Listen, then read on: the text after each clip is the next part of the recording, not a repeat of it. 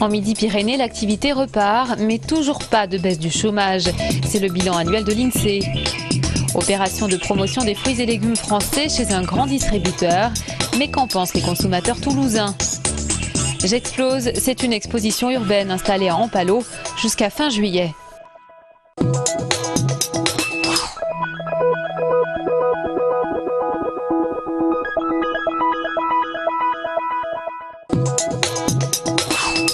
En Midi-Pyrénées, le redémarrage de l'activité économique est confirmé. L'INSEE, qui dévoilait ce matin son enquête sur l'année 2010, insiste sur deux faits marquants. Une stabilisation de l'activité dans la construction, à un niveau bas, mais je dirais la chute est à peu près enrayée, et un redémarrage, notamment dans l'industrie, tiré en particulier par l'aéronautique et toute la chaîne, je dirais, des fournisseurs de l'aéronautique. En 2010, Airbus a livré 510 appareils, un nouveau record.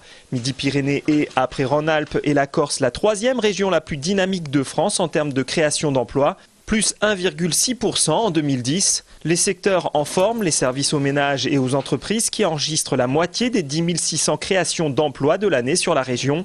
De bons chiffres qui ne permettent pas encore une baisse du chômage. Notre région est une région attractive, donc où il y a une croissance démographique forte. Et donc il faut à peu près 15 000 nouveaux emplois chaque année pour absorber les nouveaux actifs et donc stabiliser le taux de chômage. Chiffre qui pourrait être atteint cette année selon les premiers indicateurs. Seul secteur fortement impacté en ce début d'année, le secteur agricole, largement touché par la récente sécheresse. Voici le chantier de la future station de dépollution des eaux usées Air-Saval. Située à Castelginest, elle sera opérationnelle en octobre 2012 et traitera les eaux usées de 7 communes. Aujourd'hui à la Sépierre, l'association Vélo Toulouse distribuait des tracts pour sensibiliser les automobilistes à l'utilisation du vélo en ville.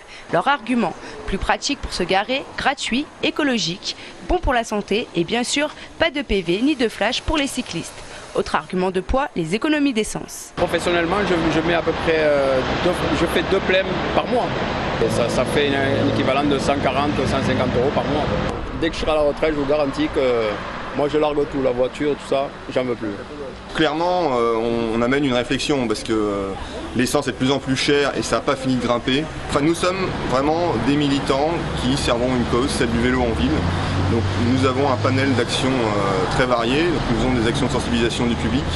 Nous sommes un interlocuteur des pouvoirs publics, des collectivités pour améliorer la situation du vélo en ville. Mais c'est aussi des balades nocturnes le dernier vendredi de chaque mois où l'on peut redécouvrir la ville sous un autre aspect.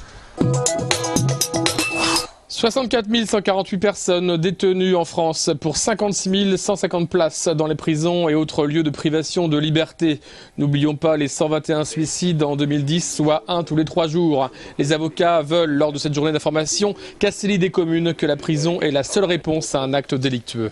Ces hommes qui à un moment donné un peu fauté, de les aider à se reconstruire pour qu'ils puissent revenir dans la société et éviter la récidive.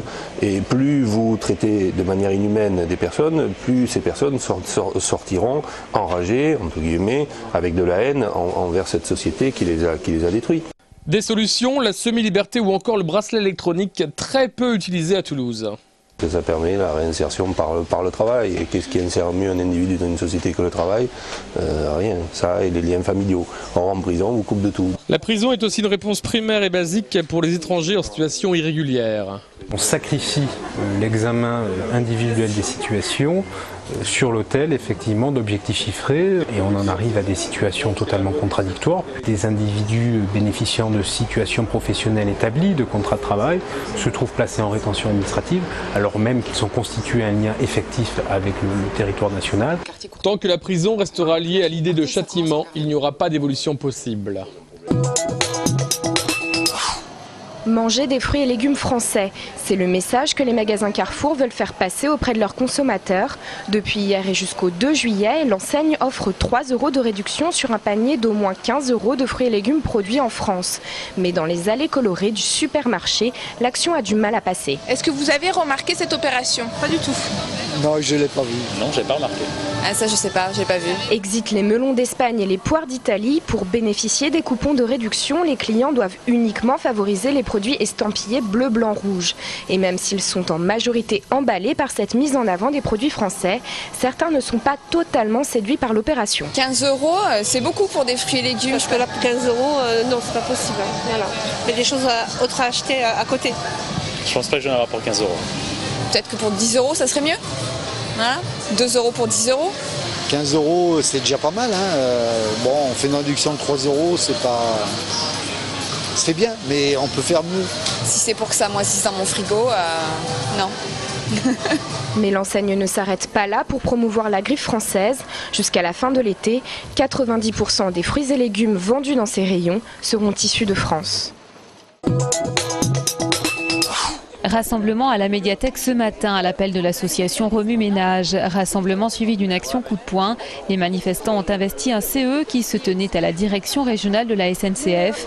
Il s'agit de défendre le cas de Christine et Christelle, ces deux femmes de ménage dans un foyer de la SNCF géré par Orphea, qui dénoncent leurs conditions de travail depuis leur passage aux mains d'un sous-traitant, Synestes.